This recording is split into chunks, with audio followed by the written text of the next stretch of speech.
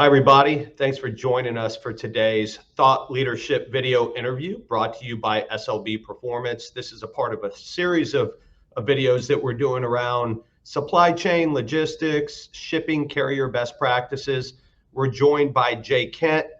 Jay is the managing director at SLB Performance. Jay, great to have you here with us again today. Why don't you just briefly introduce yourself to the audience?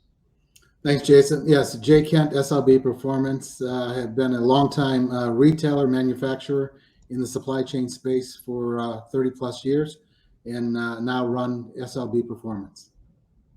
Fantastic. So, Jay, we're really going to be talking about the state of the shipper and carrier market right now, and what folks can do going into 2024 just to improve across the board. So, you and I've talked about this. There seems to be a glimmer of optimism across supply chain and logistics going into the second half of the year. What do you believe is feeding that optimism? So what we're seeing really, the first half of the year looks pretty dismal, and it has continued to be. The second half of the year, we've seen a little bit of import volume increasing. And I think although overall inventories in the last release was up about 8.5%, we believe that most of that is really based upon seasonal adjustment and bringing in new product for the season sets. So with expectations of lower import demand for the rest of the year and really just general retail cautiousness, right? What type of impact do you see that having on the last mile?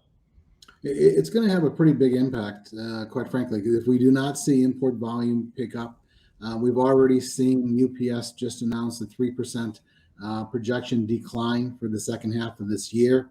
I think it's going to have a big effect on final mile as well, because people continue to pull back, re-optimize their network. And I think it's a great opportunity, quite frankly, as a shipper. It's been some time since we've had that opportunity to renegotiate, and we're starting to see the time really is right for that right now.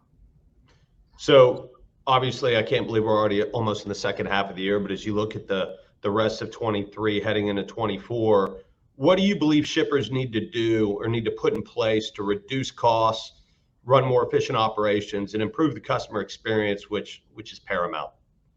Yeah, again, let's start first of all with some of the easy things. I think cartonization is really a big opportunity. Continue to put more volume in a box, so it's always going to be more effective and costly to have less cartons and more product in that box. So from an order consolidation side, very important at the distribution center. I think BOPIS, buy online, pick up in store, will continue to be a good opportunity for retailers, both from a customer service side as well as far as a cost side. I think, as I mentioned, that now really we're starting to see is the time to relook at your network. Make sure that both from a service and a cost, you're getting your biggest bang for your buck, and we can help you with that. So talking about how you can help, briefly explain how SLB works with shippers and the value you provide, because obviously you have a ton of experience in the space. Yeah, what happens is a pretty easy process. There's really four main things that SLB is focused on. The first one is going to be small parcel contract optimization and bringing in business intelligence tools to improve your service as well as reduce your costs. And so we do a free analysis, very easy. It takes us about 2 weeks to look at your data. We're going to pull down a year's worth of data to look at things on your profile to make sure that we can optimize your network, because everyone has a different footprint. So that's one thing. The second thing we're going to do is we've continued to see a big opportunity in ocean freight. We're seeing ocean freight, we're recouping about 3 to 4% currently, and just overcharge. Quite frankly, people have been overcharged, and it was really accentuated in the last 2 to 3 years based upon COVID and some of the missed billings. So that's another good area. The third area is improving your inbound performance, making sure that you have the measurements on an inbound side to track your supply chain days. In the past, I've been able to reduce supply chain days by about 25% by putting in this tool. It really looks very laser focused on your on time and in full measurements, and provides the vendors with proactive feedback so that they actually can resolve the issues up front, as opposed to trying to resolve them months back. And then last but not least is we're helping companies save on their temp labor. So temp labor is one of those areas that continues to grow and expand for all different companies again. And so really what we do is look at that information, make sure that you're paying what you should be paying. We're finding about 9% on average for most of our clients as an opportunity.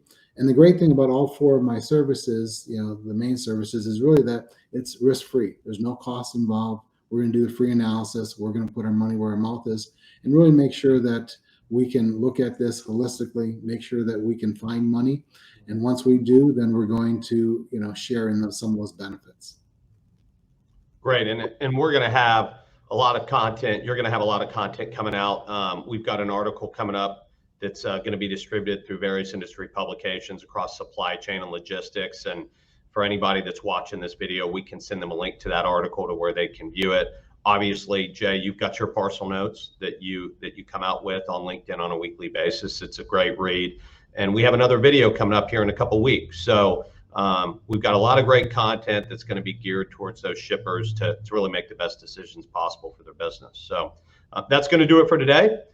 Jay, appreciate your time. Enjoyed it as always.